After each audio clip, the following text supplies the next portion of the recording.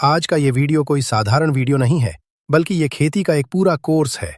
एक ऐसा अध्याय है जिसे समझे बिना हम खेती में मुनाफे की उम्मीद नहीं कर सकते। हम सभी जानते हैं कि खेत में बीज डालने से लेकर फसल काटने तक हम और आप कितनी मेहनत करते हैं।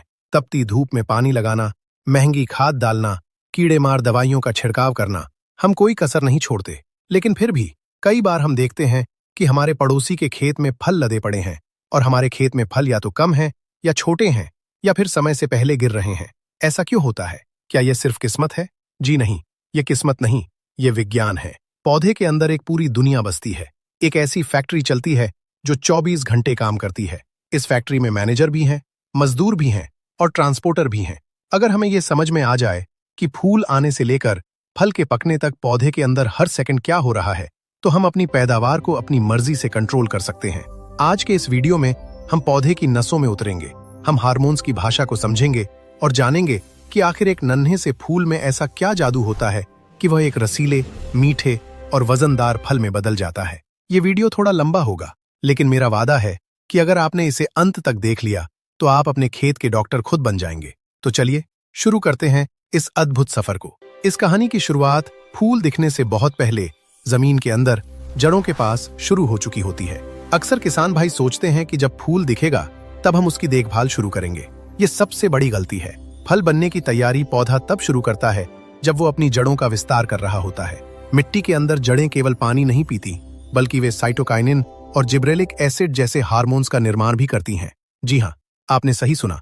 पौधे के विकास के लिए जिम्मेदार कई हार्मोन्स जड़ों की टिप यानी जड़ों के नुकीले सिरों पर बनते हैं। अगर आपकी मिट्टी सख्त है, उसमें हवा का संचार नहीं है या फंगस लगी है, तो जड़ें ये हार्मोन्स नहीं बना पाएंगी और इसका सीधा असर ऊपर आने वाले फलों पर पड़ेगा। इसलिए फल लगने का पहला नियम है जड़ों का स्वास्थ्य। जब पौधा अपनी वेजिटेटिव ग्रोथ यानी पत्तियां और तना बढ़ाने वाली अवस्था पूरी कर लेता है, तो उसके अंदर एक रासायनिक बदलाव आता है। इसे हम CN रेशियो यानी कार्बन और नाइट्रोजन का अनुपात कहते हैं। जब तक पौधे में नाइट्रोजन ज्यादा होता है, वो हरा भरा रहता है और बढ़ता रहता है। लेकिन फल बनाने के लिए पौधे को कार्बन की मात्रा बढ़ानी पड़ती है। ये कार्बन उसे हवा और धूप से मिलता है। जब पौधे में कार्बन जमा होने लगता है और नाइट्रोजन का स्तर थोड़ा कम होता है, तब पौधे का जेनेटिक कोड स्विच बदलता है। उसे सिग्नल मिलता है कि अब रुक जाओ, अब और नहीं बढ़ना है, अब बच्चे पैदा करने हैं यानी फल बनाने हैं। इसी समय पौधे की पत्तियों में फ्लोरिजन नाम का एक विशेष हार्मोन बनता है। विज्ञान आज तक पूरी तरह से ये नहीं समझ पाया है कि फ्लोरिजन कैसे काम करता है, लेकिन इसे फूल खिलाने वाला हार्मोन माना जाता है। ये हार्मोन पत्तियों से निकलकर तने के रास्ते उस जगह पहुंचता है जहां कली बननी है। यहाँ एक बहुत महत्वपूर्ण बात आपको समझनी होगी। इस बदलाव के समय पौधे को स्ट्रेस यानी तनाव की जरूरत होती है। ये सुनने में अजीब लग सकता है, लेकिन हल्का तनाव पौधे को फल बनाने के लिए प्रेरित करता है। यही कारण है कि हम सलाह देते हैं कि फूल आने से पहले पानी थोड़ा रोक दें। जब पौधे को पानी कम मिलता है, तो उसे लगता है कि मेरा जीवन खतरे में है, इसलिए मुझे जल्दी से जल्दी फल और बीज बनाने चाहिए ताकि मेरी प्रजाति बची रहे। ये कुदरत का नियम है, लेकिन ध्यान रहे, तनाव सिर्फ इतना हो कि पौधा फल बनाने की सोचे, इतना नहीं कि वो सूख जाए। अब बात करते हैं फूल खिलने की अवस्था की। जब कलियां बन जाती हैं, तो उन्हें खुलने और खिलने के लिए ऊर्जा चाहिए। इस समय सबसे ज्यादा जरूरत होती है फास्फोरस की। फास्फोरस पौधे की बैटरी है। ये ऊर्जा को स्टोर करता है और ट्रांसफर करता है। अगर इस समय फास्फोरस कम है, तो कलियां तो बनेंगी, लेकिन वे खिलने से पहले ही पीली पड़कर गिर जाएंगी। अब मान लीजिए फूल खिल गए। अब शुरू होता है सबसे जादुई और नाजुक काम, परागण यानी पॉलिनेशन। नर फूल के पराग कणों का मादा फूल के अंडाशय तक पहुंचना। ये काम हवा से हो सकता है, पानी से हो सकता है, लेकिन ज्यादातर फसलों में ये काम हमारे नन्हे मित्र यानी मधुमक्खियां और तितलियां करती हैं। यहाँ पर एक तत्व है जिसे अक्सर किसान भाई भूल जाते हैं, और वह है बोरॉन। बोरॉन का फल बनने में वही काम है जो शरीर में नसों का होता है। जब परागकण मादा फूल पर गिरता है, तो उसे अंडाशय तक पहुंचने के लिए एक पतली ट्यूब बनानी पड़ती है, जिसे पोलन ट्यूब कहते हैं। एंड इस ट्यूब को बनाने में बोरॉन और कैल्शियम मदद करते हैं। अगर आपके खेत में बोरॉन की कमी है, तो भले ही लाखों मधुमक्खियां आ जाएं, परागण सफल नहीं होगा। इसे हम फ्लावर ड्रॉप या फूलों का झरना कहते हैं। इसके अलावा तापमान का भी यहाँ बहुत बड़ा खेल है। अगर तापमान 35 से 40 डिग्री से ऊपर चला जाए, तो परागकण सूख जाते हैं और बांझ स्टेराइल हो जाते हैं। वहीं अगर तापमान बहुत कम हो, तो पोलन ट्यूब की ग्रोथ रुक जाती है। इसलिए फूल आने के समय खेत में नमी बनाए रखना जरूरी है, ताकि माइक्रोक्लाइमेट यानी पौधों के बीच का तापमान कंट्रोल में रहे। जब परागण सफलतापूर्वक हो जाता है तो फूल की पंखुड़ियां सूख कर गिर जाती हैं और नीचे एक छोटा सा मटर के दाने जैसा फल दिखाई देने लगता है। इसे फ्रूट सेट होना कहते हैं। ये वो समय है जब किसान की धड़कनें बढ़ जाती हैं, क्योंकि अक्सर देखा गया है कि मटर के दाने जितना फल बनता तो है, लेकिन फिर पीला पड़कर झड़ जाता है। इसे वैज्ञानिक भाषा में फिजियोलॉजिकल ड्रॉप कहते हैं। ऐसा क्यों होता है? असल में एक पौधे पर हजारों फूल आते हैं, लेकिन पौधे की क्षमता इतने सारे फलों को पालने की नहीं होती। पौधा बहुत होशियार होता है। वह अपनी क्षमता का आकलन करता है। अगर उसे लगता है कि मेरे पास भोजन कम है तो वो कमजोर फलों को गिरा देता है और सिर्फ उतने ही फलों को रखता है जिन्हें वो पका सके। इस फैसले के पीछे ऑक्सिन हार्मोन होता है। जब फल सेट होता है तो भ्रूण ऑक्सिन बनाना शुरू करता है। ये ऑक्सिन फल की डंडी को पौधे से मजबूती से चिपकाए रखता है। जो फल कमजोर होते हैं वे ऑक्सिन नहीं बना पाते। जैसे ही ऑक्सिन की सप्लाई रुकती है, फल की डंडी के पास एब्सेशन लेयर यानी एक अलगाव परत बन जाती है। ये परत फल और तने के बीच का कनेक्शन काट देती है और फल गिर जाता है। अगर आप चाहते हैं कि ये ड्रॉप कम से कम हो तो आपको इस समय पौधे को तनाव मुक्त रखना होगा और सही पोषण देना होगा। अब मान लीजिए आपका फल पौधे पर टिक गया। अब शुरू होती है उसकी असली ग्रोथ। फल की ग्रोथ 2 चरणों में होती है। पहला चरण है सेल डिवीजन यानी कोशिकाओं का विभाजन। ये फल सेट होने के तुरंत बाद शुरू होता है और 10 से 15 दिनों तक चलता है। इसे आप मकान की नींव मान सकते हैं। इस समय फल बाहर से ज्यादा बड़ा होता हुआ नहीं दिखता, लेकिन अंदर ही अंदर कोशिकाओं की संख्या तेजी से बढ़ रही होती है। 1 कोशिका से 2, 2 से 4, 4 से 8, ये सिलसिला लाखों तक जाता है। इस काम का सुपरवाइजर है साइटोकाइनिन हार्मोन। साइटोकाइनिन कोशिकाओं को आदेश देता है कि विभाजित होते रहो। यहाँ पर एक बहुत बड़ा राज की बात बताता हूँ। फल का अंतिम साइज इसी 15 दिन की अवधि में तय हो जाता है। अगर इस समय पौधे में पानी या खाद की कमी रही तो कोशिकाओं की संख्या कम रह जाएगी। मान लीजिए एक स्वस्थ फल में 10 लाख कोशिकाएं होनी चाहिए थीं, लेकिन कमी के कारण सिर्फ 5 लाख बनी। तो बाद में आप कितना भी पोटाश डाल लें, 5 लाख कोशिकाएं फूलकर उतना बड़ा साइज नहीं बना पाएंगी जितना 10 लाख कोशिकाएं बनाती। इसलिए फूल से फल बनते समय यानी चने के आकार की अवस्था में पौधे को नाइट्रोजन, कैल्शियम और सूक्ष्म पोषक तत्व भरपूर मिलने चाहिए। जिंक इस समय बहुत जरूरी है, क्योंकि जिंक ऑक्सिन हार्मोन के निर्माण में मदद करता है, जो आगे चलकर फल के विकास को लीड करता है। सेल डिवीजन का चरण पूरा होने के बाद दूसरा चरण आता है सेल एलोंगेशन या सेल एक्सपेंशन यानी कोशिकाओं का फैलाव। अब कोशिकाओं की संख्या नहीं बढ़ेगी, बल्कि जो कोशिकाएं बन चुकी हैं वे गुब्बारे की तरह फूलेंगी। यही वो समय है जब आप देखते हैं कि फल का साइज दिनों दिन बढ़ रहा है। इस प्रक्रिया का मुख्य ड्राइवर है जिब्रेलिक एसिड। जिब्रेलिक एसिड कोशिकाओं की दीवारों को लचीला बनाता है ताकि वे फैल सकें।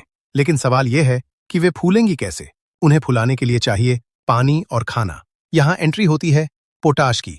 पोटाश को हम ट्रैफिक पुलिस या ट्रांसपोर्टर कह सकते हैं। पौधे की पत्तियां जो भोजन बनाती हैं उसे सोर्स कहते हैं और फल को सिंक कहते हैं। पोटाश का काम है पत्तियों से चीनी और कार्बोहाइड्रेट को लोड करना और उसे फल तक पहुंचाना।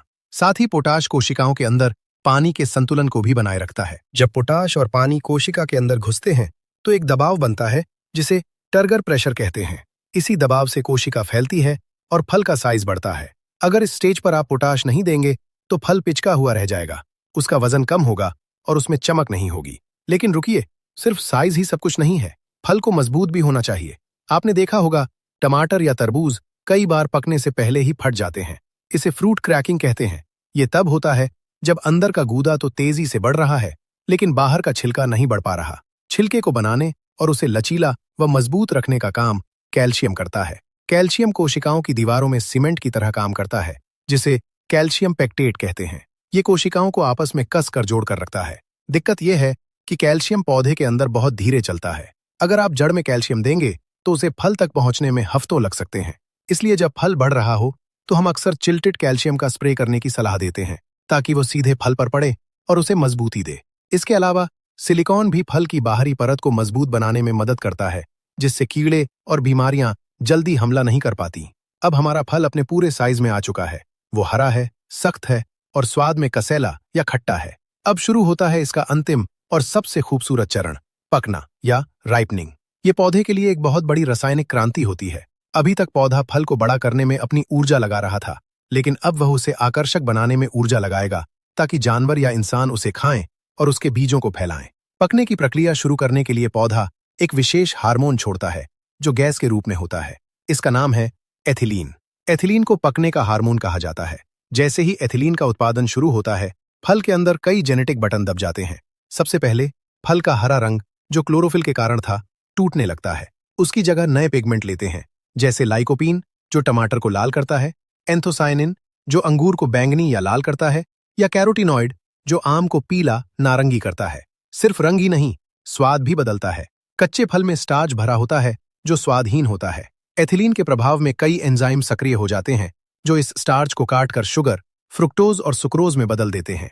इसी से फल में मिठास आती है। इसके साथ ही फल में जो एसिड, खटास होते हैं, वे कम होने लगते हैं। खुशबू के लिए फल वोलेटाइल कंपाउंड्स यानी उड़ने वाले तेल बनाता है, जिससे पके हुए फल की एक विशेष महक आती है, जो हमें दूर से ही खींच लेती है। इस समय सल्फर और मैग्नीशियम जैसे तत्वों का रोल होता है, जो इन रसायनों को बनाने में मदद करते हैं। एक और महत्वपूर्ण बदलाव है फल का नरम होना। एथिलीन उन एंजाइम्स को एक्टिवेट करता है, जो कोशिकाओं को जोड़ने वाली गोंद, पेक्टिन, को घोल देते हैं। इससे फल मुलायम हो जाता है और खाने योग्य बनता है। लेकिन ध्यान देने वाली बात यह है कि सभी फल एक जैसे नहीं पकते। कुछ फल एथिलीन के प्रति बहुत संवेदनशील होते हैं और तोड़ने के बाद भी पकते रहते हैं, जैसे आम, केला, टमाटर, पपीता। इन्हें क्लाइमेक्टेरिक फ्रूट्स कहते हैं। इनमें एथिलीन बनने पर रेस्पिरेशन रेट यानी सांस लेने की दर एकदम से बढ़ जाती है। वहीं कुछ फल ऐसे होते हैं जो तोड़ने के बाद नहीं पकते, जैसे अंगूर, नींबू, अनार। इन्हें नॉन क्लाइमेक्टेरिक कहते हैं। इन्हें पौधे पर ही पूरा पकाना पड़ता है। एक किसान के तौर पर आपको पता होना चाहिए कि आपकी फसल किस कैटेगरी में आती है, ताकि आप कटाई का सही समय तय कर सकें। जब फल पूरी तरह पक जाता है, तो कुदरत का चक्र पूरा होता है। एथिलीन अब उस एब्सिशन लेयर को पूरी तरह सक्रिय कर देता है, जो डंडी और तने के बीच थी। ये लेयर अब कोशिकाओं को मार देती है, जिससे फल का पौधे से संपर्क टूट जाता है और हल्का सा हाथ लगाने या हवा चलने पर फल नीचे आ गिरता है। ये पौधे का तरीका है कहने का कि मेरी जिम्मेदारी खत्म हुई, अब ये फल दुनिया के लिए है। इस पूरी यात्रा में हमने देखा कि कैसे मिट्टी, पानी, धूप, तापमान और पोषक तत्व मिलकर काम करते हैं। अगर इनमें से एक भी कड़ी कमजोर होती, तो पूरी चेन टूट जाती। उदाहरण के लिए, अगर बादल छाए रहें और धूप न मिले, तो प्रकाश संश्लेषण, फोटोसिंथेसिस, धीमा हो जाएगा। पत्तियां कम खाना बनाएंगी, जिससे फल को कम खाना मिलेगा और उसका साइज छोटा रह जाएगा। इसी तरह अगर आपने यूरिया, नाइट्रोजन बहुत ज्यादा डाल दिया जब फल पक रहा था, तो पौधा कंफ्यूज हो जाएगा। वो फिर से बढ़ने लगेगा और फल का पकना लेट हो जाएगा, या फल में पानी भर जाएगा और मिठास कम हो जाएगी। इसे हम वेजिटेटिव ग्रोथ और रिप्रोडक्टिव ग्रोथ का बैलेंस कहते हैं। एक सफल किसान वही है जो इस बैलेंस को समझे। उसे पता होना चाहिए कि कब पौधे को बढ़ाना है और कब उसकी बढ़त रोककर फलों को मोटा करना है। अंत में मैं यही कहना चाहूंगा कि आपकी फसल आपसे बात करती है। उसके पत्तों का रंग, फूलों का गिरना, फलों का आकार, ये सब उसके इशारे हैं। अगर पत्तियां मुड़ रही हैं, तो शायद कैल्शियम या पोटाश की कमी है, या थ्रिप्स का हमला है। अगर फल फट रहे हैं, तो पानी का प्रबंधन गलत है। इन इशारों को समझना ही असली खेती है। बाजार में मिलने वाले महंगे टॉनिक और दवाइयां भी इन्हीं हार्मोन्स और पोषक तत्वों का मिश्रण होती हैं। अगर आप कुदरती प्रक्रिया को समझकर सही समय पर सही खाद, जैसे गोबर की खाद, कंपोस्ट, जिप्सम और सही माइक्रो न्यूट्रिएंट्स का स्प्रे करेंगे, तो आप कम खर्च में रिकॉर्ड तोड़ पैदावार ले सकते हैं। याद रखिए, खेती में कोई शॉर्टकट नहीं होता, लेकिन सही ज्ञान आपके रास्ते को आसान जरूर बना देता है। मुझे उम्मीद है कि ये डीप डाइव सेशन, ये मास्टर क्लास आपके लिए बहुत उपयोगी रही होगी। हमने कोशिश की है कि विज्ञान की जटिल बातों को आपकी अपनी सरल भाषा में समझा सकें। अगर आपको लगता है कि इस जानकारी से किसी और किसान भाई का भला हो सकता है, तो कृपया इस वीडियो को उनके साथ शेयर जरूर करें। जितना ज्ञान बांटेंगे, उतनी ही हमारी खेती उन्नत होगी। अगर आपके मन में अभी भी कोई सवाल है, कोई शंका है, तो नीचे कमेंट बॉक्स खुला है, हमें लिखें।